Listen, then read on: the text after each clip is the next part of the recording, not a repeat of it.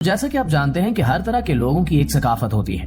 हिंदुस्तान के लोग अपने सकाफती त्योहार मनाते हैं और इसी तरह पाकिस्तान के लोग भी अपने खास सकाफती त्योहार मनाते हैं। ये त्योहार नस्ल दर नस्ल चलते रहते हैं और उस खित्ते की खास पहचान होते हैं। आज की इस वीडियो में हम आपको अफ्रीका के एक खास और अजीबोगरीब त्योहार के बारे में बताएंगे।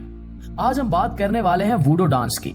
एक ऐसी चीज भी वहाँ रक्स करती है जिसकी लोग इबादत करते हैं, उसके सामने झुकते हैं और समझते हैं कि इसके जरिए वो अपने मुर्दा लोगों से राब्ता कर सकते हैं। वो क्या चीज है और उसमें ऐसी क्या खास बात है कि लोग इसके सामने झुकते हैं, ये जानने के लिए इस वीडियो को आखिर तक जरूर देखिएगा।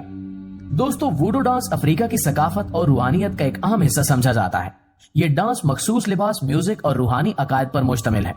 इस त्योहार में लोगों ने मुख्तलिफ तरह के शोक रंग के कपड़े पहने होते हैं जो कि मखसूस तारीखी लोगों की निशानदेही करते हैं। अफ्रीका में होने वाला ये डांस कोई आम डांस नहीं है।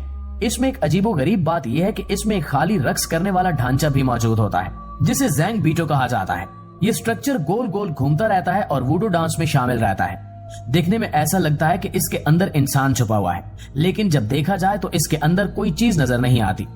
मजीद हैरत की बात यह है कि इसमें से एक आवाज भी आती है जो कि इंसानी आवाज से ही मिलती जुलती है। ऐसा लगता है कि घूमने वाला वो डांसर भी बोल रहा हो। ये सब बातें नामुमकिन सी लगती हैं, लेकिन आवाम को इस ढांचे को खोल कर भी दिखाया जाता है और लोग देखते हैं कि अंदर कोई इंसान मौजूद होता है और ना ही स्पीकर। इसलिए अफ्रीकी लोग इसका ताल्लुक रूहानियत से बताते हैं, क्योंकि ये बातें आम इंसान की सोच से बाहर हैं। वहाँ के लोगों का मानना है कि ये एक रूहानी मंजर है, लिहाजा लोग ये समझते हैं कि ये रक्स मुर्दा रूहों से जुड़ने का जरिया है।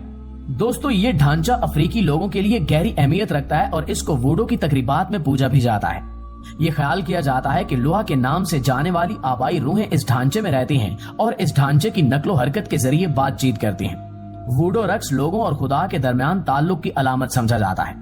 वूडो दरअसल एक मजहब है और इसके पैरोकार इस रक्स करने वाले ढांचे से रहनुमाई, तहफ्फुज और बरकत के हसूल के लिए इसकी इबादत और ताजीम करते हैं। इस ढांचे और वूडो डांस में बहुत सी तोहम परस्ती मिलती है। ये डांस एक लंबे अरसे से चला आ रहा है और इस कदीम रिवायत के मुतल्लिक लोगों की कई आरा है। कुछ का ख्याल है कि इस ढांचे में माफूकुल फितरत ताकतें हैं जो बीमारियों को ठीक करने, ख्वाहिशात पूरी करने या रूहों की बेइज्जती करने वालों पर लानत भेजने की सलाहियत रखती हैं। कहा जाता है कि ढांचा अपनी हरकत के जरिए बात करता है और मुर्दा लोगों के पैगामात पहुंचा सकता है। दूसरे लोग समझते हैं कि जादू के इस्तेमाल के जरिए इस ढांचे को चलाया जाता है और इसमें से आवाज आती है, जबकि कुछ लोगों का कहना है कि इसमें कोई इंसान ही छुपा होता है जो लोगों को बेवकूफ बनाता है। नाज़रीन, आइए अब खाली डांसिंग स्ट्रक्चर के पीछे की हकीकत से पर्दा उठाते हैं। अगरचे कुछ लोग इसे खालिस्तान सूफियाना समझते हैं, लेकिन इसमें साइंसी और सकाफती पहलू भी हैं जो इसकी असल नौइयत पर रोशनी डालते हैं। ज़ैंग बीटो की नकलो हरकत को मुख्तलिफ बातों से मंसूब किया जा सकता है, जैसा कि मुमकिन है कि यह ढांचा किसी पोशीदा मैकेनिज्म के तहत काम करता हो या लोगों की तरफ से हुनरमंद हेरा फेरी की जाती हो, या ये भी मुमकिन है कि कुदरती हवा के जरिए ज़ैंग बीटो गोल गोल रक्स करते हों। ज़ैंग बीटो के इस ढांचे को गौर से देखा जाए तो ये इस तरह बनाया गया है कि इस पर बहुत से तिनके लगाए होते हैं। जब इस गोल ढांचे को खोल कर पेश किया जाता है कि देखो अंदर से बिल्कुल खाली है और ये दावा किया जाता है कि इसमें खास ताकतें या मुर्दों की रूहें हैं, उस वक्त अगर गौर किया जाए तो मुमकिन है कि इन तिनकों और कपड़ों के तहों के दरमियान कोई इंसान छुपा हो। जो लोग ज़ैंग बीटो को खोल कर दिखाते हैं वो सिर्फ इसकी ऊपरी तह उठाकर दिखाते हैं, जबकि आखिरी तह जमीन पर ही पड़ी होती है और इससे भी ये शुबा होता है कि इसमें कोई इंसान ही छुपा होता है। दोस्तों, ये नाम ज़ैंग बीटो दरअसल एक पुलिस फोर्स से आया है।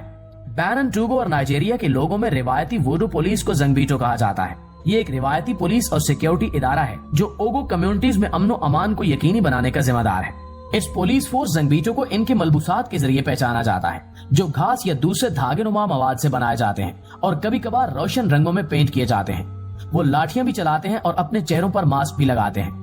कहा जाता है कि ज़ैंग बीटो अंधेरे में देखने की सलाहियत रखते हैं और बदरूहों को भी देख सकते हैं। ज़ैंग बीटो अक्सर रात के वक्त सड़कों पर गश्त करते हैं और लोग इनसे जराइम की शिकायत या बदरूहों को भगाने की दरखास्त करते हैं। ज़ैंग बीटो को अक्सर रक्स करते देखा जाता है, लेकिन ये इनके लिए मुजरिमों को डराने और कम्युनिटी की हिफाजत करने का एक तरीका है।